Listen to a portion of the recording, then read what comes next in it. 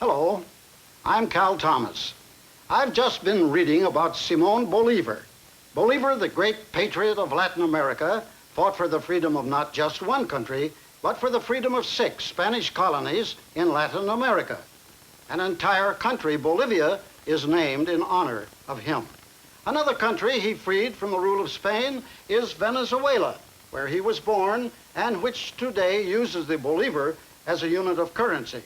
In Bolívar's day, Venezuela was a land of mountains, plains, and jungles, broken by scattered plantations called haciendas, and with only a handful of Spanish towns and villages. But great changes have come to Venezuela in recent years. I'd like you to join me on a journey to this modern country. Our visit to Venezuela begins in Caracas, its dynamic capital city.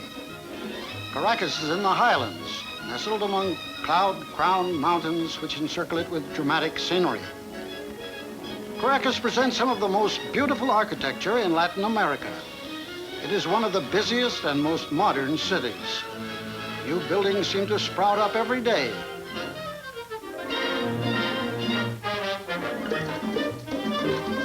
Venezuelan architecture is crisp and modern. Gigantic mosaics, like this one, on an apartment building, lend a striking artistic touch. Among the proudest building achievements in Caracas are these twin skyscrapers, called the Centro Simón Bolívar. The center straddles the main artery, Avenida Bolívar. It rises 30 stories above ground and has an underground parking and shopping area. It was built at a cost of $180 million.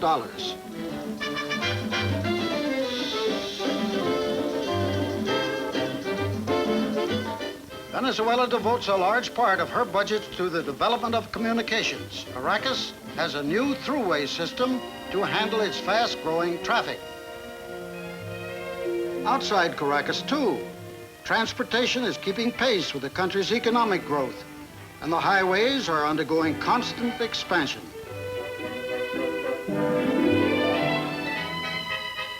A network of 4-lane superhighways is reaching out to all major cities. Venezuela builds most of her roads of asphalt, a petroleum product in abundant supply.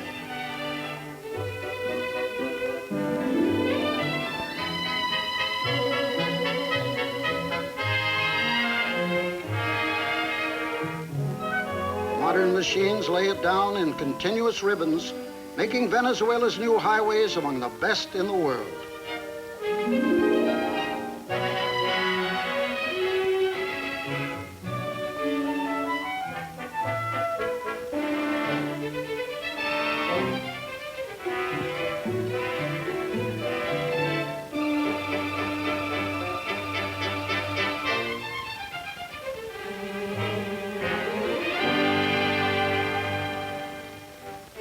Another sign of this country's vigor is its seaports.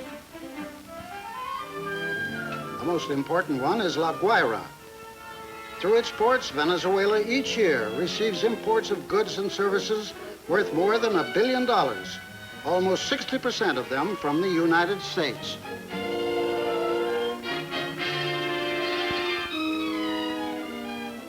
This makes Venezuela a nation of only 6 million people, an important customer for American products.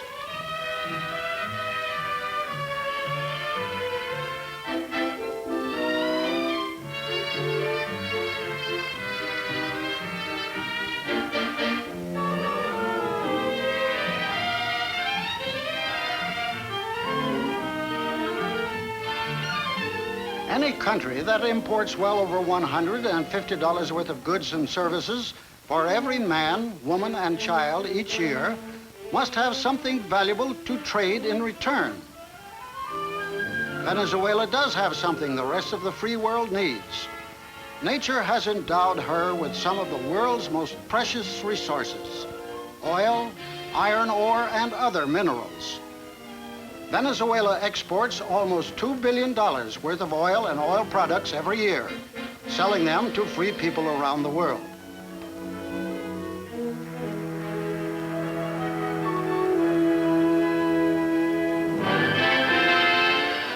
Oil under the Venezuelan soil and under Venezuelan waters is the country's greatest single source of trade. Working with Creole Petroleum Corporation, an affiliate of Standard Oil Company, New Jersey, and with other private oil companies, Venezuela has developed her resources for the benefit of not only the Venezuelan people, but many other nations and peoples. Fields already discovered in Venezuela are producing more than 2.75 million barrels of oil a day, using the most modern conservation methods to assure long-term production. The most important fields are under the waters of Lake Maracaibo in northwestern Venezuela.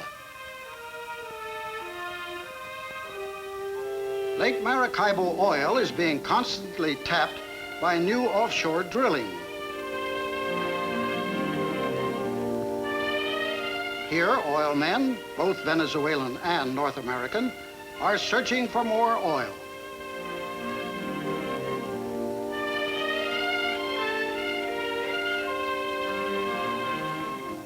Conservation and production go hand in hand to ensure the most efficient long-term use of this resource.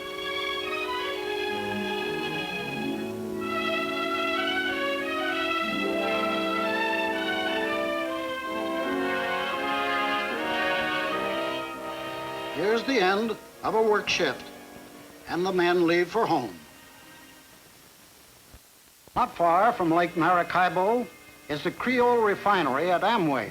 This refinery has a daily capacity of more than 250,000 barrels of oil. That means it can turn out more than 10 million gallons of gasoline, kerosene, and other fuels every day. From Amway, these products go to markets abroad in big tankers.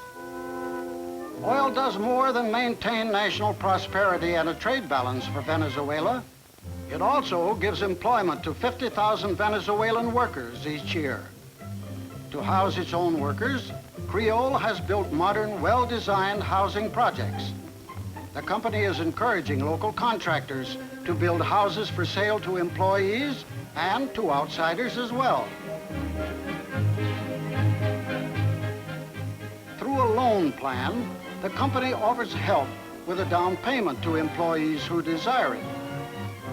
This is the home of a Venezuelan oil worker.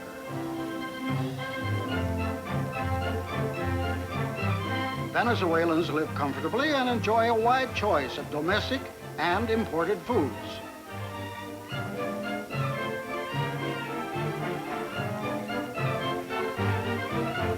Venezuela does many good things with the money she earns from the development of her resources.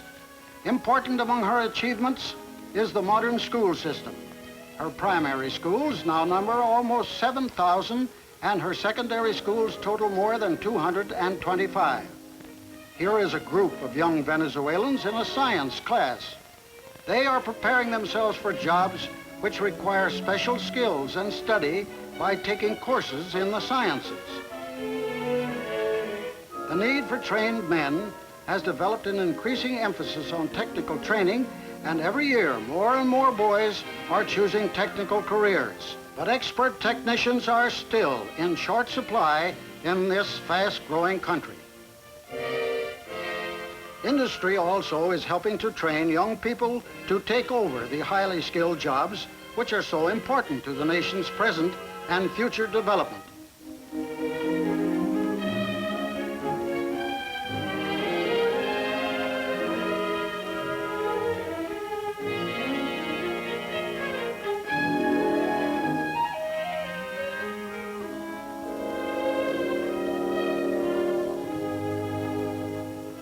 The nation's cultural and scientific development is evident in many ways.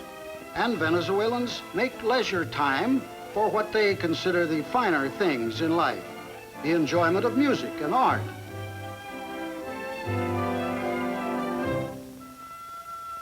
At the Museum of Fine Arts in Caracas, art lovers can find a variety of exhibits.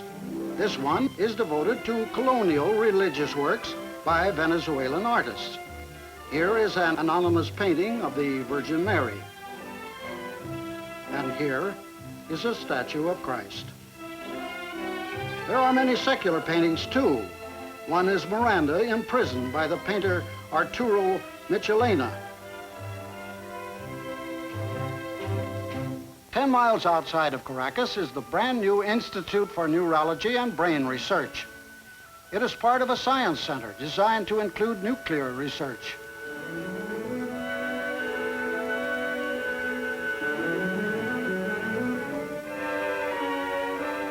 The Institute has the very latest scientific equipment. Here, a professor is making nuclear studies. Venezuela is proud of the Institute, which, when completed in a decade, will be one of the world's leading centers of nuclear research.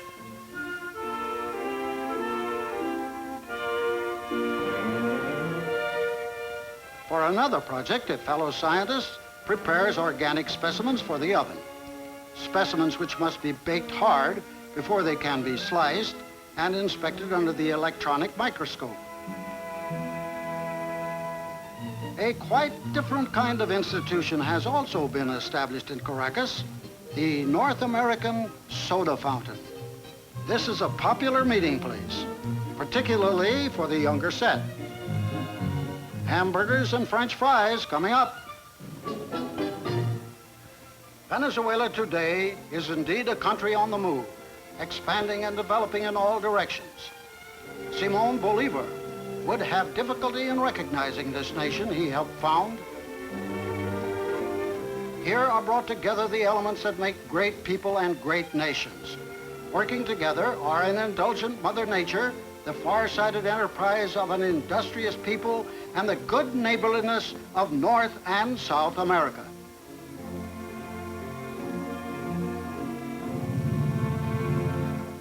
That ends our journey to Venezuela.